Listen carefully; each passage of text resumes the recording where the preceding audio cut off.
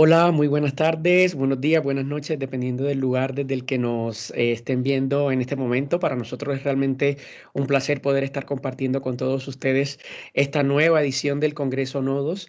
En esta ocasión, para compartir con ustedes esta ponencia que hemos titulado El análisis de discurso desde una mirada centro-periferia, ¿por qué es importante tomarlo en cuenta?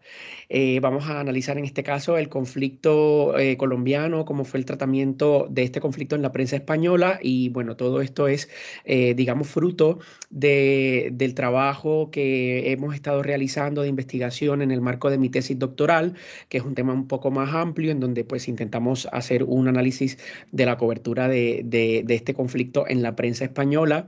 Que más adelante pues vamos a estar explicando con mayor detenimiento. En este caso les saluda quien les habla, Yair Esquiaki. Yo soy estudiante de doctorado en comunicación de la Universidad de Sevilla. Esta ponencia la he estado realizando en conjunto con el doctor Axel Velázquez, quien es profesor titular de la Universidad Nacional Autónoma de México, quien me va a estar acompañando en la sustentación de este trabajo. Y bueno, ¿por qué nos interesa estudiar esta relación entre metrópoli y periferia o entre centro y periferia? Pues porque sabemos que es un tema muy importante para los estudios de análisis de contenido, análisis de discurso en este caso, porque también sostenemos que esa relación existente entre metrópoli y periferia está retratada por productos culturales en los que esa metrópoli o ese centro naturaliza de alguna manera dinámicas de intervención y en algunos casos de discriminación. Lo que queremos ver un poco es, en este caso en particular del tratamiento de la prensa española, como esa metrópoli, ¿no? Analiza o refleja ese tratamiento a través de la prensa sobre el conflicto de un país de la periferia, en este caso de Colombia, ¿no? Entonces, más adelante, pues estaremos, como les decía, ahondando un poco más en ese análisis. Por ahora me gustaría un poco darle la palabra a mi compañero Axel, quien desde México nos va a estar explicando un poco más en qué consiste pues esta teoría del por qué es importante el estudio de los discursos que hacen desde la metrópoli hacia la periferia. Entonces vamos a escuchar en este caso a Axel, como les decía, desde la Ciudad de México. Vamos a escucharlo.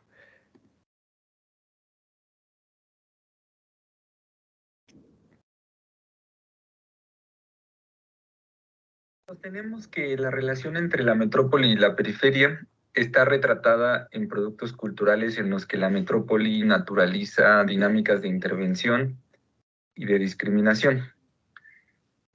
En la teoría de la comunicación, hecha en Latinoamérica desde la década de los 70 del siglo pasado, ya se hablaba del fenómeno.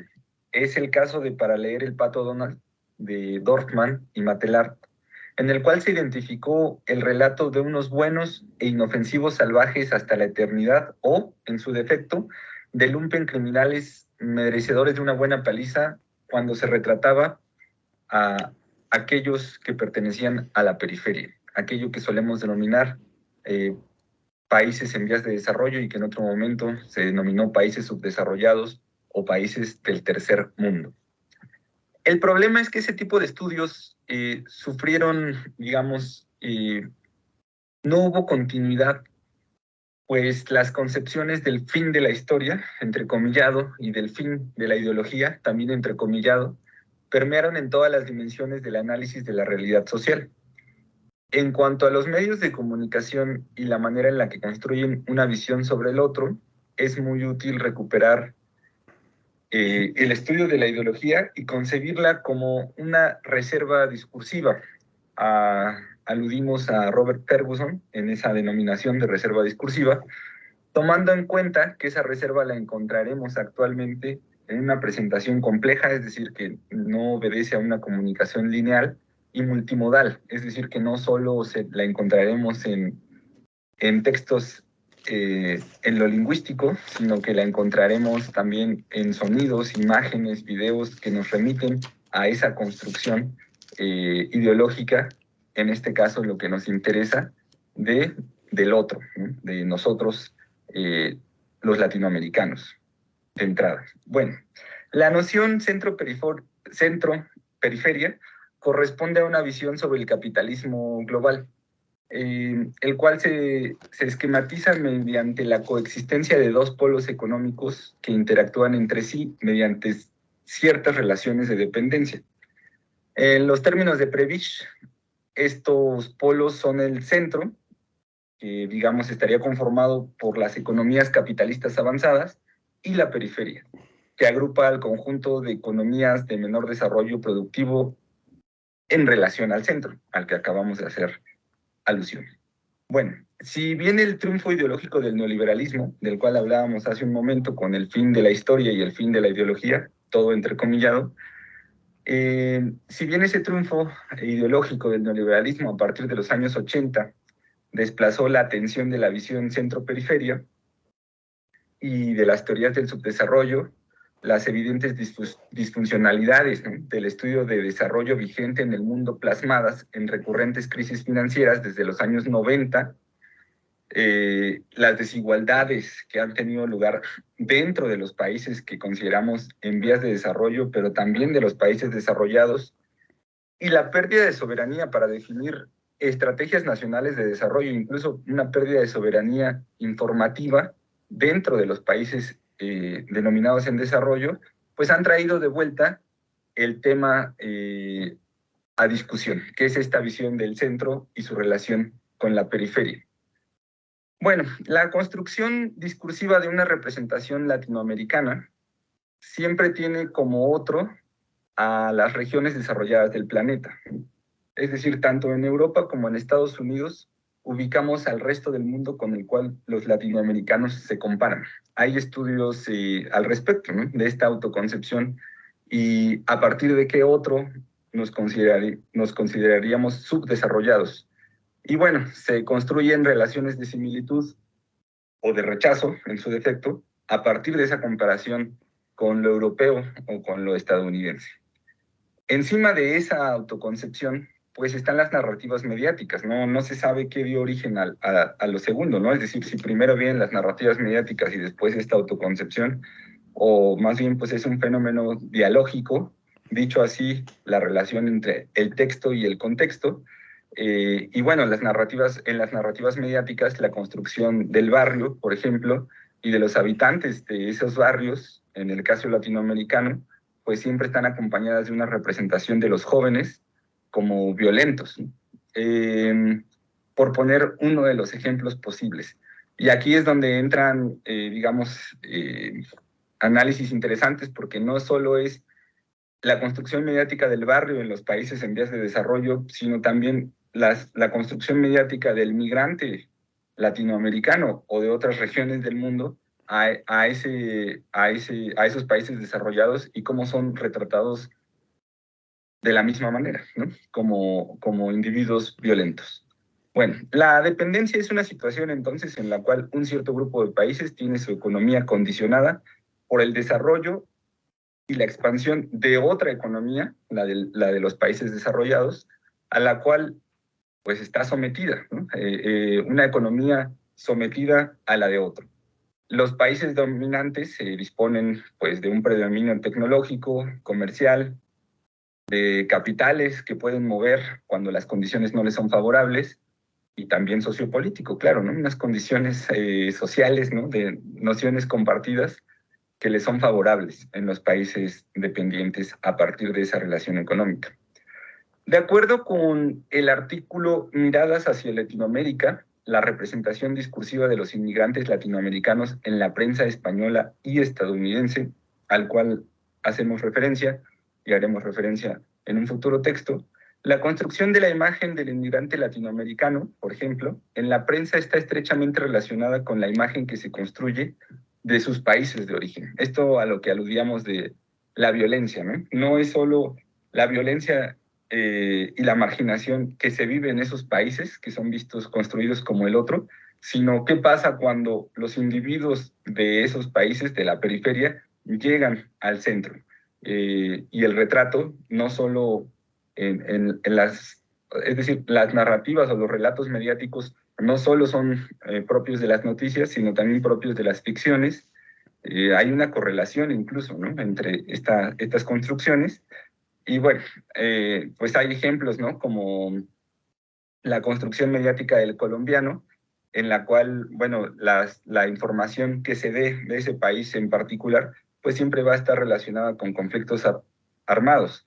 Es un fenómeno similar a lo que está ocurriendo en este momento con la construcción de lo mexicano a partir de los cárteles de la droga o del crimen organizado en general.